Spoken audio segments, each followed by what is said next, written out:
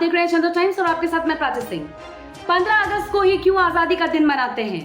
क्या थी इस तारीख को चुनने की वजह? देश में स्वतंत्रता दिवस हर साल 15 अगस्त को मनाया जाता है।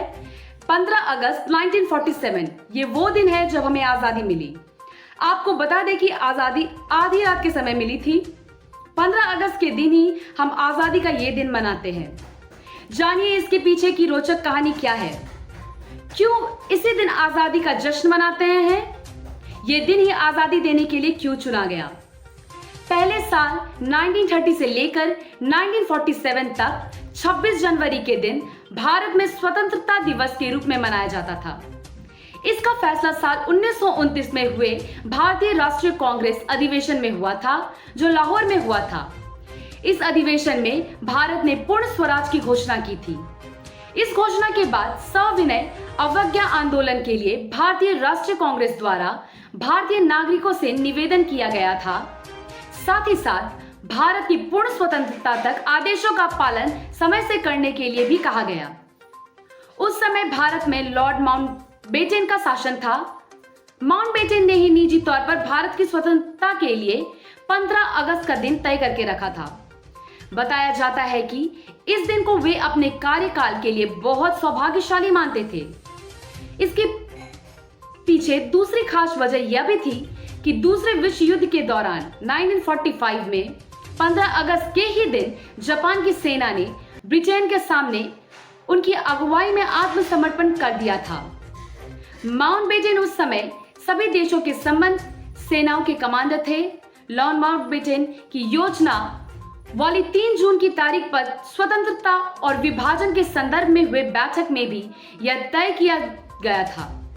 3 जून के प्लान में जब स्वतंत्रता का दिन तय किया गया, उसे सार्वजनिक रूप से घोषित किया गया, तब देश भर के ज्योतिषों में आक्रोश पैदा हुआ, क्योंकि ज्योतिष गणना के अनुसार 15 अगस्त 1947 का दिन अशुभ और अमंगलकारी था। विकल्प के तौर पर दूसरी तिथियां भी सुझाई गई, लेकिन माउंटबेटन 15 अगस्त की ही तारीख पर अड़े रहे। ये उनके लिए खास तारीख थी।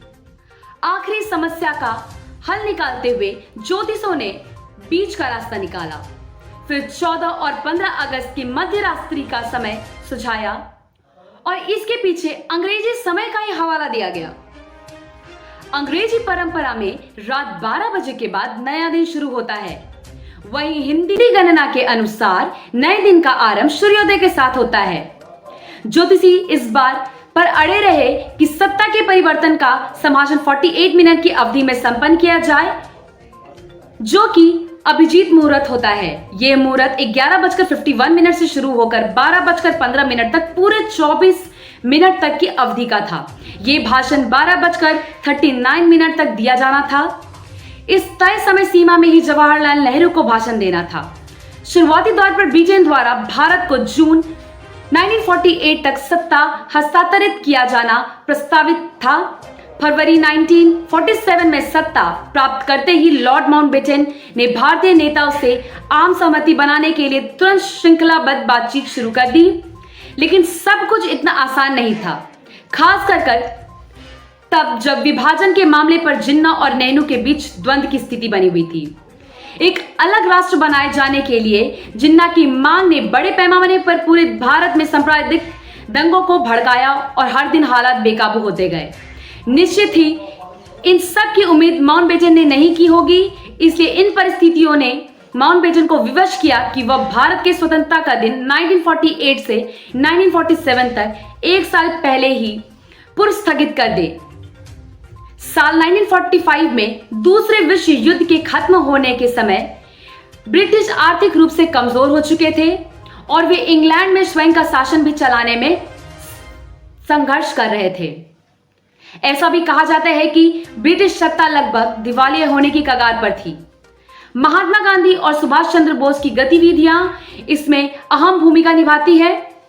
1940 की शुरुआत से ही गांधी और बोस की गतिविधियों से आवाम आंदोलित हो गया और दशक के आरंभ से ही ब्रिटिश हुकूमत के लिए यह एक चिंता का विषय बन चुका था।